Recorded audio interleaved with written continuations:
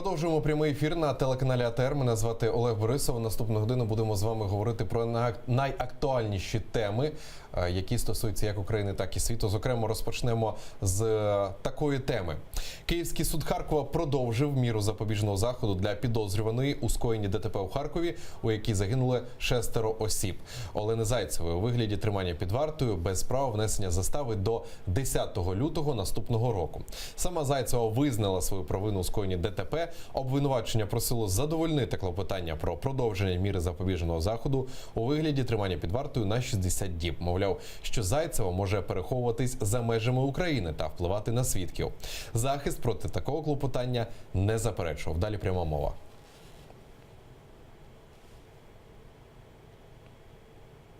Життя потерпілих та їх рідних, всіх сімей, захистом разом із Зайцевою прийнято рішення не заперечувати проти клопотання слідчого про продовження строку дії запобіжного заходу у вигляді тримання під вартою.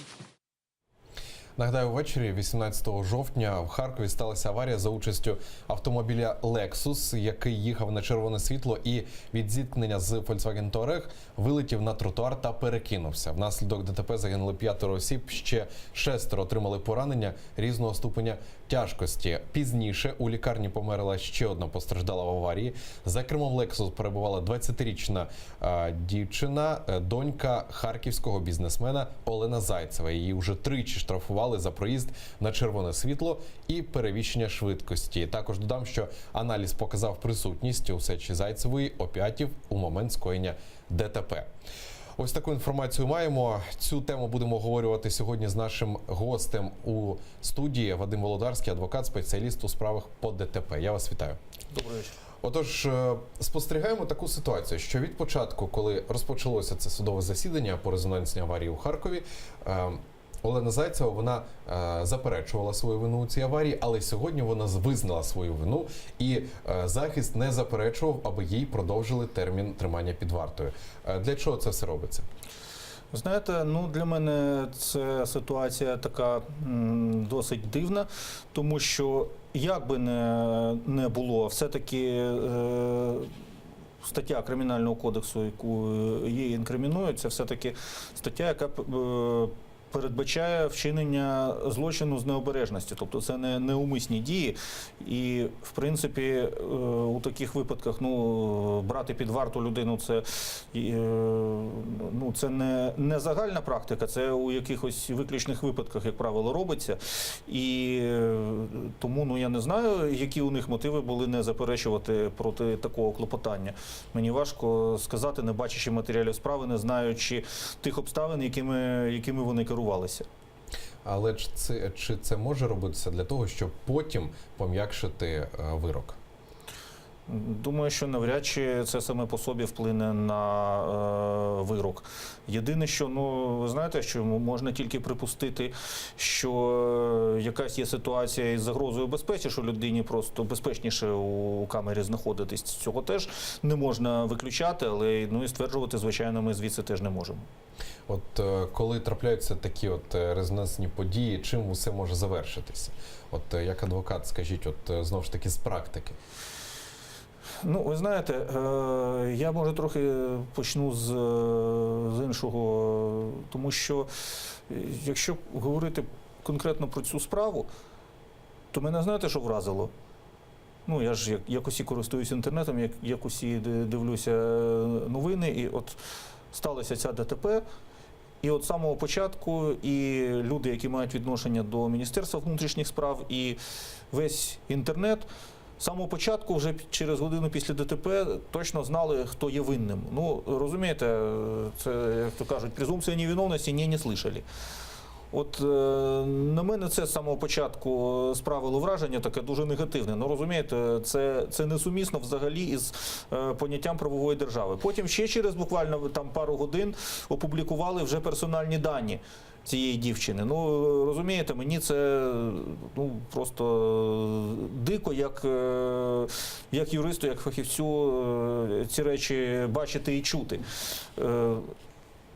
І у мене у цій ситуації Просто дуже такі великі сумніви, чи дійсно розслідувалася ця справа так, як це належить бути. Тому що, значить, як взагалі повинна визначатись, я не можу вам сказати зараз, хто в цій ДТП винен, звичайно, не бачачи матеріалів справи, але як повинна, за якими принципами повинна визначатись винуватість у подібній ДТП.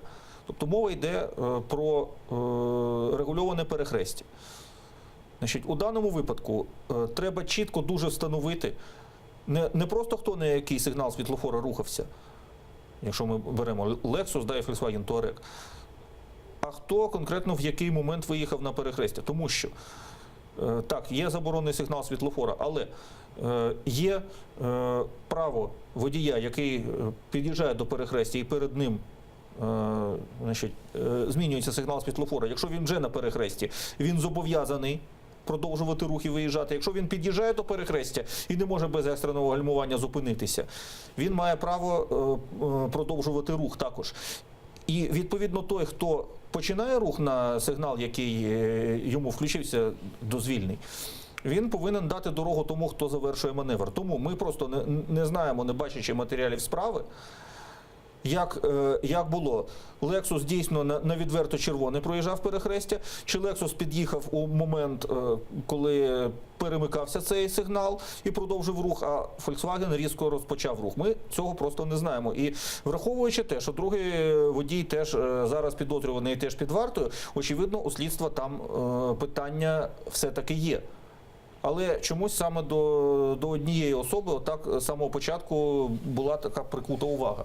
Прикута увага через те, що, я так розумію, це підбурювання вже суспільства йде. Тому що, як зараз пам'ятаю, перша новина, яку особисто я у стрічці новин побачив, це була наступна, цитую, це одне з видань написало: мажорка збила 5 людей. Тобто охарактеризували, написали. Тобто я так розумію, що все робиться для того, аби звернули увагу на те чи інше інформаційне агентство, щоб саме його читали у такій резонансній справі. Тим самим це веде за собою підбурювання суспільства і вже такі вироки роблять. Ви знаєте, і це, до речі, дуже велика проблема, тому що це впливає на об'єктивність слідства, це впливає на об'єктивність подальшого судового розгляду. І якщо буде якийсь не такий висновок суду, да, скажімо, то у нас зараз активісти люблять ходити по судах і все там трощити, якщо їм щось не сподобається. Але проблема взагалі значно глибша навіть, і вона не тільки справ про ДТП стосується, і не тільки справ про ДТП із Лексусами, тому що у нас, розумієте, у нас все суспільство просякнуте таким духом, що якщо у мене нічого немає, то у сусіда Ланос, то він, звичайно ж, накрав.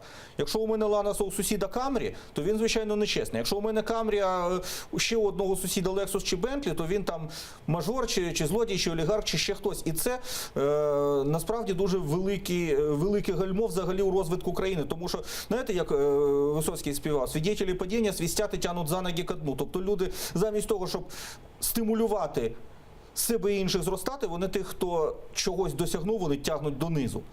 Це страшна річ, до речі. Знову ж таки, повертаючись до цієї аварії, коли це все сталося, у нас у студії був автомобільний експерт, і ми з ним намагалися по цих відео, які опубліковані у відкритих джерелах, порахувати, яка була швидкість приблизна. Використовуючи відстань між стовпами, швидкість і кількість часу проїдена від одного стовпа до іншого. І автоексперт сказав, що швидкість була від 90 до 110 кілометрів. Плюс-мінус, там, звісно, є похибка. Звісно, ми не можемо робити висновки зараз. Висновки хай робить суд і вироки. Але було перевищення швидкості. Було чітко видно, що був проїзд на червоне світло. То, може, ще й це підбурило суспільство до таких висновків, до такої озлоби, знаєте? Знаєте, я б цього не сказав, тому що мені досить часто доводиться займатися, скажімо, справами про ДТП з пішоходами, і кожен раз, навіть якщо збили того пішохода взагалі у невстановленому місці, п'яного, і він порушив все, що завгодно, все одно у нас водій завжди винуватий, водій у нас завжди із чадія ада. Розумієте? Тобто це, на жаль, те, з чим доводиться боротися додатково із часто абсолютно неадекватними способами розслідування подібних справ. Взагалі, як зараз може, от знову ж таки, з юридичної точки зору, з точки зору адвоката, що може загрожувати Олені Зайцевій? Хоча знову ж таки не можна зараз сказати лише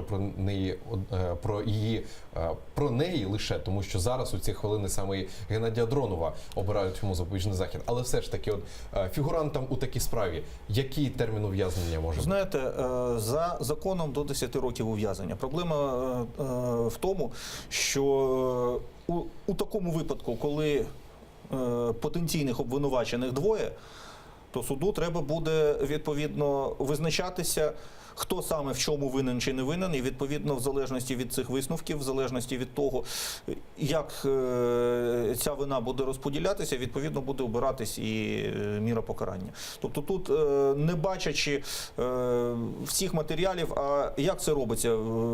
Окрім цього відео, окрім показань свідків, ну а це центр міста все-таки великого, там свідків, я думаю, багато було, витребовується так звана циклограма роботи світлофора, тобто той документ, який налаштування і часові оці терміни кожного сигналу світлофора там прописано.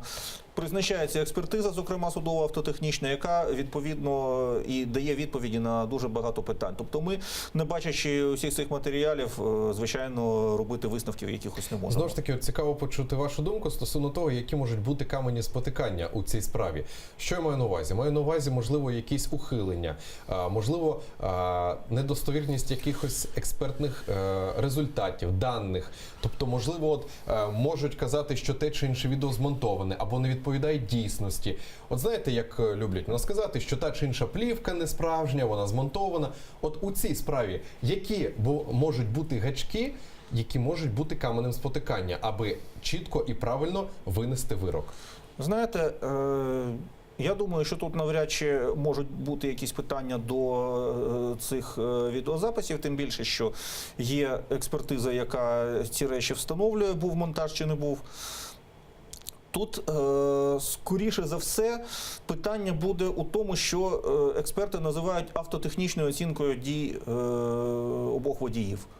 Тобто, ну, звичайно, що у даному випадку про винуватість самих пішоходів цих бути не може мови, тому що вони на тротуарі взагалі знаходилися і нічого порушити не могли. Але отут питання про автотехнічну оцінку дій водіїв, про причинний зв'язок між діями кожного з них і цими наслідками. І знов-таки тут можна просто робити такі прогнози, що буде у обвинувачення одна позиція, у захисту одного обвинуваченого друга позиція, у захисту другої обвинуваченої третя позиція, і суду взагалі-то буде досить нелегко якимось чином у цьому розібратися. Ну, а які матеріали там зараз є, на підставі чого суду буде треба приймати рішення, ми цього не знаємо. До ще однієї теми, знову ж таки, стосовно резонансної ДТП, хотів з вами перейти. Коротко нагадаю, що напередодні Петру Демінському вручили підозру. Суд дозволив Генпрокуратурі затримати президента футбольного клубу «Карпати» та власника телеканалу ЗІК. Його підозрюють у скоєнні смертельної аварії на Львівщині у серпні, внаслідок чого загинула молода жінка. Провину на себе взяв охоронець Демінського Андрій Борщ. Його спочатку взяли під варту, а згодом змінили запобіжний захід на цілодобовий домашній арешт. Нині з охоронця зняті звинувачення у скоєнні смертельного ДТП, але йому висунули звинувачення у приховуванні злочину. Його шеф Петро Демінський одразу після ДТП виїхав за межі України і досі не повернувся. От, знову ж таки, згадуючи про вище сказане, про оці такі гачки, да, там, і приховування у тих чи інших справах і експертних думках. От, знову ж таки, тут на початку сказав, що Андрій Борщ, сам сказав, це водій Демінського, охоронець його, він сказав, що це він був за кермом і він винуватий. Але ми до сьогодні не почули жодної експертизи. Точніше, почули висновок експертизи, що за кермом був не він, але і не стверджують, що був Демінський. Ну, насправді, тут, розумієте, ситуація полягає в тому, що це нам цього не кажуть, а можливо висновок відповідний і є. І якщо людині, тим більше людині, скажімо так, не простій, да, вручили підозру, чи точніше надіслали, бо фізично вручити, очевидно, не можуть, якщо він за кордоном, то очевидно для цього є підстави. Тобто це робиться яким чином? Експертизи можуть бути дактилоскопічні, можуть бути там інші криміналістичні експертизи, біологічні, якщо є зразки. Тобто хто був за кермом, це визначається. У даному випадку мене інше цікавить, знов-таки, я не бачу, звичайно, матеріалів, бо цією справою не займаюся, але з того, що відомо з новин, мені дуже цікаво от що. Значить, механізм ДТП у даному випадку був який? Автомобіль «Опель», за кермом якого перебувала загибла дівчина, виконував поворот ліворуч, і у процесі цього повороту у нього якраз врізався «Мерседес» Демінського, хто б там не був за кермом у цьому «Мерседесі». Питання у чому? Питання в тому, що водій, який виконує маневр, він в будь-якому випадку повинен упевнитися у безпеці цього маневру. І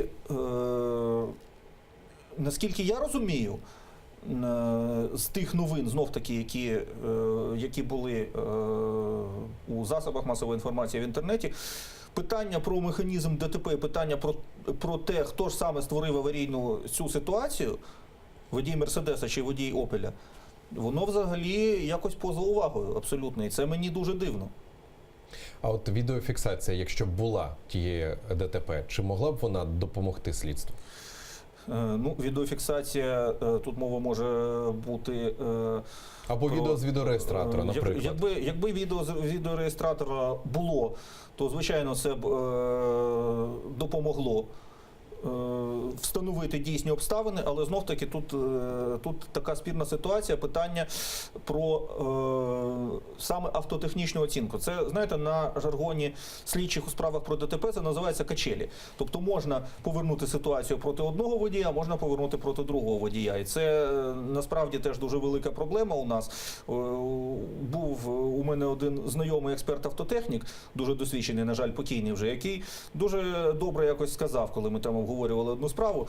Він сказав: ти розумієш, у нас наші правила дорожнього руху, вони написані колишніми слідчими для зручності нинішніх. Щоб можна було фактично кожного, хто попаде під руку, хто попаде у ДТП, у цій ДТП звинуватити. І це теж дуже велика проблема. Це, по-перше, корупційні проблеми дуже великі, а по-друге, ну, розумієте, якщо людина не може завчасно, по суті, знати, що якщо вона не порушує, вона не буде звинувачена у разі ДТП, у неї немає як такого стимулу не порушувати. Ми продовжимо з вами розмову. Зараз на телефонному зв'язку з нами Рауль Челачава, це автомобільний експерт та журналіст. Я вас вітаю. Вітаю. Дякую, що долучилися до нашого ефіру. Пане Раулю, до вас питання наступного характеру. Після цієї резонансної ДТП у Харкові міністр внутрішніх справ Арсен Аваков сказав, що треба підвищити штрафи. Тобто, от, чи погоджуєтесь ви з цим, щоб підвищити штрафи і, зокрема, зменшити швидкість руху дозволену по місту? Абсолютно ні. Справа в тому, що якщо ми підвищуємо штрафи, це ще не означає, що ми контролюємо правила дорожнього руху і штрафуємо. По-друге, коли ми зменшуємо швидкість, наприклад, в містах або в місцях, де така щільна забудова, це абсолютно зрозуміло. Але коли ми це робимо в усій країні, для мене це дуже таке сумлінне пояснення, тому що було резонансно ДТП. ДТП не відбулося на швидкості ані в 50, ані в 60 км на годину. І, чесно кажучи, я хотів би для початку побачити, як у нас виконуються ті правила дорожнього руху, які вже є.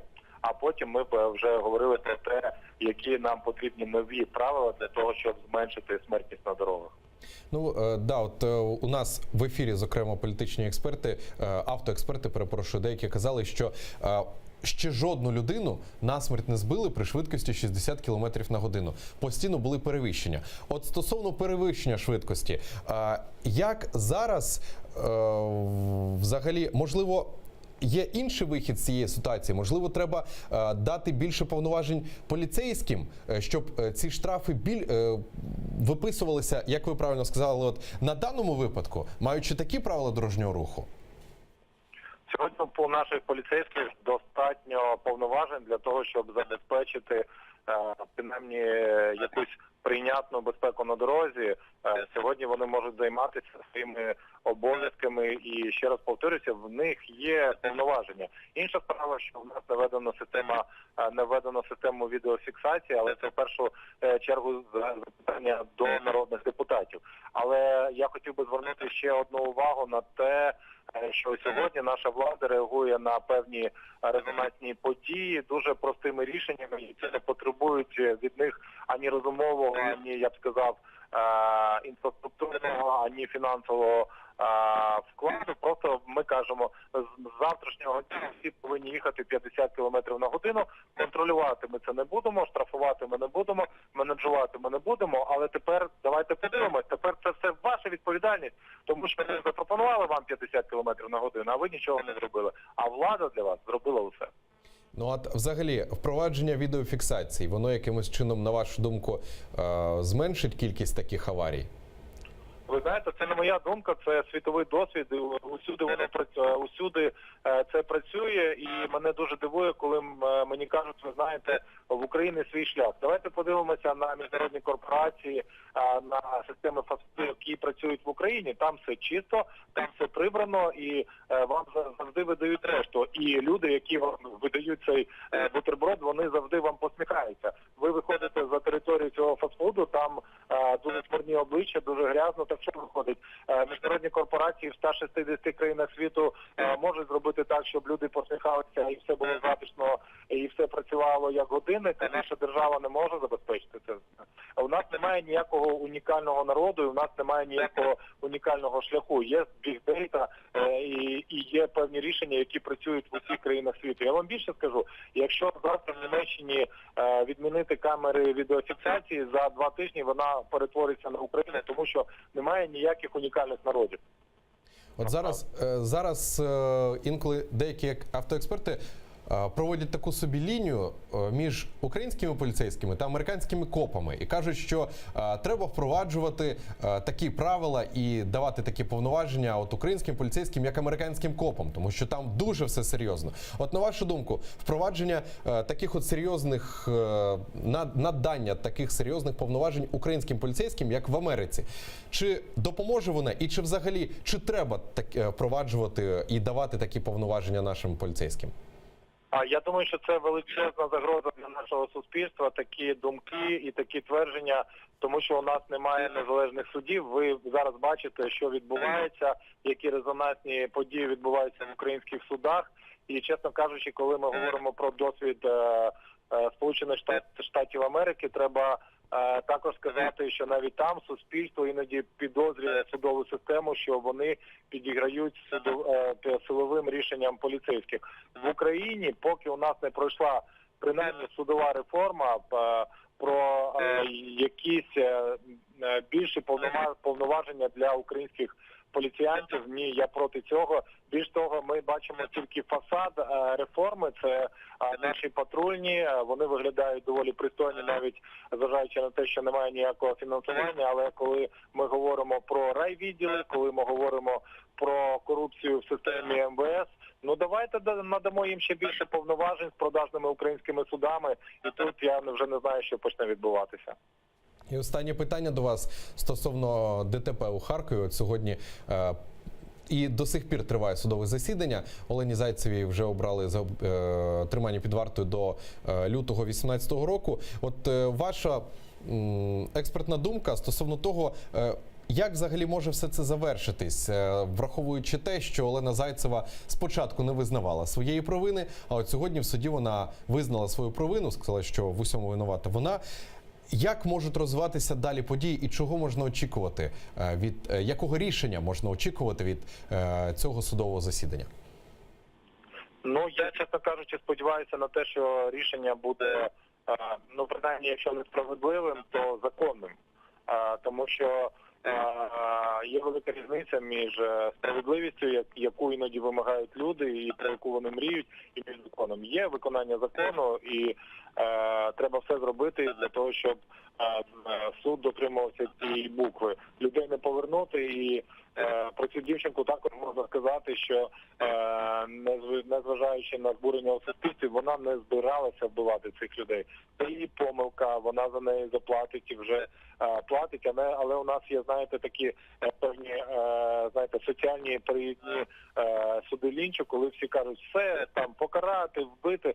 Ця людина не збиралася нікого вбивати. Так сталося, так, її покарають, і вона отримає, скоріш за все, тюремний термін, але це також важлива тема. Давайте подивимося, що зараз у нас відбувається в тюрмах. Ти можеш звідти вийти інвалідом, ти там можеш померти, тебе можуть там вбити, ти можеш захворіти невиліковною хворобою. Це також питання для людей, які можуть отримувати там термін 2 роки за те, що потрапив водій, потрапив в ДТП, скоїв ДТП, хтось постраждав, ти там отримав 2-3 роки тюрми і там загинув. Це теж велике питання і великий виклик для нашого суспільства. Я вам дуже дякую за коментарі. Рауль Челачава, автомобільний експерт і журналіст, був на прямому телефонному зв'язку зі студією АТР. Повертаємось до студії. Тут спілкуємось з Вадимом Володарським, адвокат, спеціаліст у справах по ДТП. Отож, почули, що каже пан Рауль. І до вас таке питання. Таке ж саме хочу поставити, як і до Рауля. Підвищення штрафів і зменшення мінімальної швидкості на дорогах. Чи полегшить це якось ситуацію, чи ні? Ви знаєте, я вважаю, що це насправді навряд чи щось реально дасть, тому що це такі рішення поспіхом, а у відповідь на резонансні якісь події. Насправді проблема в чому? Проблема в тому, що у нас держава, і поліція, і керівництво держави в цілому, воно, по суті, не має об'єктивної картини щодо причин аварійності на наших дорогах. І, до речі, коли Рауль казав, що у нас нема, мовляв, свого особливого шляху, порівнював із Європою, справа в тому, що насправді причини аварійності досить істотно відрізняються від країни до країни, в залежності від дорожніх умов, від специфіки водіння і так далі. Так от, у нас, по суті, немає об'єктивної статистики щодо причин аварійності. Чому? Тому що у нас дуже тяжка ситуація, я про це вже говорив, і, в принципі, говорити не втомлюся, тому що це просто те, знаєте, що болить, тому що я з цим постійно стикаюся на практиці. У нас дуже погана ситуація із об'єктивністю розслідування справ про ДТП. Частково це питання корупції, частково це питання компетентності, частково це питання методик експертиз. Дуже багато проблем. Але коли справа неправильно розслідувана, це не тільки доля конкретних людей, які у неї втягнуті. Це питання в тому, що не просто неправильно визначили винуватого, а неправильно визначили причину ДТП. Як це працює? На простому прикладі. Вискакує пішохід на дорогу в невстановленому місці, його збивають. У нас завжди в таких випадках намагаються обвинуватити водія. Все, справа вже потрапила не в той розділ статистики. Не ДТП з вини пішохода, а ДТП з вини водія. Причому, скоріше за все, ще й запишуть у розділ по швидкості. І от в результаті у нас повністю спотворена оця статистика, повністю спотворені в результаті і ті дані, на підставі яких намагаються ухвалити рішення, а що ж нам з цією аварійністю робити. Взагалі треба спочатку починати треба з того, що наводити порядок зі слідством у цих справах, і тільки тоді десь через рік-два, можливо, ми будемо мати якусь більш об'єктивну статистику, і тоді ми будемо щось робити. Знати, що робити. Друге, от кажуть, штрафувати, підвищувати покарання. Насправді питання в іншому. От у нас іноді говорять про цих же самих мажорів, це частково питання заздрості, точніше на більшу частину, тому що я глибоко переконаний, що 90% наших людей, якби вони мали такі ж самі можливості, такі ж самі машини, вони б їздили абсолютно так само. Але, знаєте, це як у мультику «Почему он, а не я?» Баба Яга проти, да? Але саме явище, воно безумовно є. Чому вони так їздять? Тому що у людей, які знають, що їх, скоріше за все, не покарають за звичайні порушення, не як у Харкові, за звичайні порушення їх, скоріше за все, не покарають, у них розірвано причинний зв'язок між порушенням і покараннями, відповідно, немає стимулу не порушувати. Але якщо ми бачимо нашого звичайного пересічного водія, якого можуть банально розвести ці ж самі патрульні. Бо розумієте, я коли бачу зараз, які матеріали приходять до суду за те ж саме керування у стані сп'яніння, коли я бачу теж саме, що приходять до суду у справах про ДТП, які ці патрульні оформлювали, там, по-перше, дуже часто це просто некомпетентність при оформленні матеріалів, а потім Аваков дивується, що суди справи не розглядають, а суддя не може розглянути цю справу. А по-друге, досить часто буває таке, що людину просто звинуватили несправедливо. Людина змушена або змиритися, або витрачати кошти і час на свій захист. Так от, якщо людина знає, що її можуть таким чином розвести на неіснуюче порушення, що вона буде так чи інакше платити, там неважливо, це хабар чи це штраф офіційний, сприймають це наші водії, давно ще з періоду існування ДАІ, або як якусь лотерею, сьогодні тебе зупинили, завтра мене, або як якийсь податок на їзду по наших дорогах. В результаті у них так само немає причинного зв'язку конкретного між порушенням і покаранням, і відповідно немає стимулу не порушувати, як у тих же самих мажорів. Тому я завжди кажу, ми багато говоримо про невідворотність покарання, але ефективні правові механізми захисту людини від обвинувачення, якщо вона це винувачення не визнає, в тому числі у справах про адміністративні правопорушення, де у нас кодекс 84-го року і процес дуже усічений і захищатися дуже важко. Якщо цього не буде, ніякі підвищення штрафів не призведуть до якихось позитивних результатів. Тільки буде більше, скажімо так, проблем у водіїв, в тому числі і у законослухняних. Але знову ж таки кажуть, що підвищення штрафів жодним чином не вплине на зменшення кількості аварій, тому що ті, хто порушують правила дорожнього руху, вони зазвичай і можуть сплатити той чи інший штраф, і тому вони цього не бояться. Це одна думка. Інша думка, треба надати більше повноважень поліцейським, але тут вже стикається інша суспільна думка, знову ж таки, що чому треба взагалі поліцейським давати більше повноважень, тому що у нас відродиться міліцейська держава, от як це було, грубо кажучи. І тому тут, знаєте, стикаються обидва лоби, грубо кажучи, думка суспільства, думка правильності і думка адекватності. І усі один одному бояться якось це заперечити і щось сказати. Ви знаєте, тут насправді знов-таки у нас кажуть про американський досвід і так далі. Але в тій же самій Америці там немає взагалі такого явища, системного, може там є якісь поодинокі випадки, але системного явища, звинувачення у тих порушеннях, які водій дійсно не скоював, там немає. Якщо ви пригадаєте культовий фільм «Конвой» про далекобійників американських, там дуже-дуже поганий поліцейський. Що він робив? Він, щоб водії перевищували швидкість, щоб він їх міг оштрафувати, він їх провокував по радіо. Але йому в голову не приходило просто сказати, що вони зробили те, чого вони насправді не робили. І це дуже-дуже поганий поліцейський. А у нас, на жаль, ми не в такому становищі. Того шерифа Лайла треба було до наших даїшників ще тоді на стажування. Він би дуже багато чого нового узнав би. І, на жаль, зараз ця проблема не вирішена із новою патрульною службою. Дійсно, питання до справедливості обвинувачень залишаються. Єдине, що хабарів вони в таких масштабах все-таки не беруть, як це робили колишні даїшники. Що є, то є.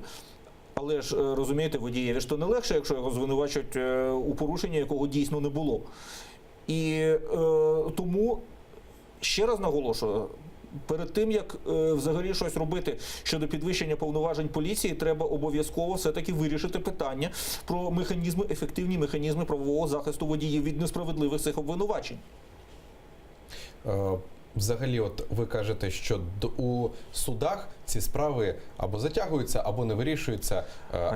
Я вам розповім, чому. Або корупційна складова, знову ж таки, у тих самих судах. Ви знаєте, щодо корупційної складової, її, звичайно, не можна заперечувати повністю, але вона значно перебільшена. Що відбувається? Знов таки, я практик розкажу. Приходить справа до суду. Суддя бачить, що в цій справі порушень стільки суто процесуальних і суперечностей, що він її не може розглянути. Що робить суддя? Суддя або направляє справу на доопрацювання. Поки там поліція її доопрацьовує і ще, як правило, реально не доопрацьовує, то спливає строк на накладення адміністративного стягнення. Або суддя починає викликати, якщо ми говоримо про справу, там, скажімо, по 130-й за керування в стані сп'яніння. Суддя починає викликати цього поліцейського і тих свідків, в присутності яких оформлюється протокол. Вони не приходять раз, два, три, 4, 5. А це, до речі, проблема. У нас чомусь патрульні дуже не люблять ходити в суди. І знов-таки спливають ці строки. А потім, враховуючи те, що у нас, окрім усього іншого, зараз в Києві не вистачає, мабуть, половини суддів, а в регіонах навіть і гірша ситуація. Звичайно, що строки затягуються, а потім чомусь Аваков каже, що це у нас суди не розглядають справи. Та суди не можуть розглянути справи в тому вигляді, в якому вони надходять до суду від поліції. Добре, а от стосовно впровадження відеофіксації правопорушень, порушень правил дорожнього руху. Це зрозуміло, що будуть листи щастя, да? Тобто у нас колись вже це практикувалося в тестовому режимі, але ні для кого не секрет, що маємо таку проблему з тим, що автомобілі навіть ті ж самі на єврономерах. Знаєте, проблема... як це вирішити? Знаєте, проблема насправді набагато, скажімо, глобальніша в юридичному плані. Справа в тому, що і минулого разу, коли був цей досвід у нас з листами щастя, і зараз навіть у гіршому варіанті той законопроект, який пропонується, принцип такий, що постанова буде виноситися і лист щастя відповідно приходити не тому, хто порушував, а тому, на кого зареєстрований транспортний засіб. Так от, з цього приводу є рішення Конституційного суду України від 22 грудня 2010 року. Кожен може в інтернеті його знайти за конституційним зверненням Багінського, де чітко Конституційний суд не просто визнав неконституційною ту норму, яка існувала на той момент, а чітко висловив свою позицію. Якщо її так розтлумачити таким більш доступною мовою, то що можна сказати? Суд Конституційний чітко висловив позицію, що будь-яка юридична відповідальність, будь то кримінальна, будь то адміністративна, будь то будь-яка інша, чітко прив'язується до вчинення конкретною особою конкретного протиправного діяння. Тобто не можна людину штрафувати, не з'ясувавши, хто порушив, тільки за те, що у неї у власності є транспортний засіб, на якому порушив хтось невідомий.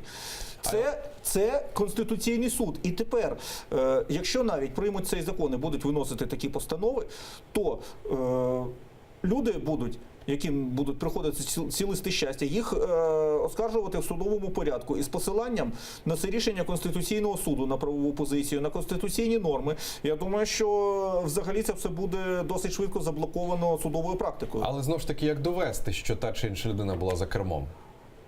А це вже, вибачте, проблема поліції. Це поліція повинна встановлювати, проводити, можливо, якесь розслідування. Взагалі, я вважаю, що може бути єдиний випадок законного використання цієї автоматичної фіксації. Висить камера, фіксує, через кілометр чи через 2 стоять поліцейські, зупиняють цих порушників і на місці складають постанови. Тут ще одне питання. Справа в тому, що людина, якщо за цією схемою, яка пропонується зараз, це насправді ні до чого не призведе в плані безпеки, тому що, людину сфотографували, що вона там щось порушує, точніше сфотографували автомобіль, але його не зупинили, він продовжує рух, він може через кілометр потрапити в аварію з цієї ж самої причини. Тобто немає припинення правопорушення. Це насправді з точки зору безпеки така річ досить сумнівна теж. А розглядається воно скоріше як поповнення бюджету у нас. В умовах міста таку систему дуже складно впровадити, я гадаю. От як ви кажете, що порушив правила дорожнього руху, а через кілометр його там той чи інший пост стоїть. Іншого законного шляху немає. А взагалі, от вже 20 секунд до кінця ефіру, от ваша думка стосовно відеофіксації. Потрібна, не потрібна і чи буде вона дієва у нас в країні, в наших реаліях, я зауважу? В такому вигляді, як вона пропонується, вона не потрібна, вона буде антиконституційною і, скоріше за все, вона буде заблокована судовою практикою. Я вам дуже дякую за коментарі. Дякую, що долучилися до нашого ефіру. Вадим Володарський, адвокат-спеціаліст у справах по ДТП, був гостем цієї години у нашій студії. Одразу хочу проанонсувати вже, що за 20 хвилин передам інформаційну естафету своєму колезі Любомиру Ференцу. У нього в гостях буде народний депутат від фракції «Блок Петра Порошенка» Олександр Бригинець. А за 5 хвилин в ефірі телеканалу АТР новини «Заман». Залишайтесь з АТР, буде цікаво.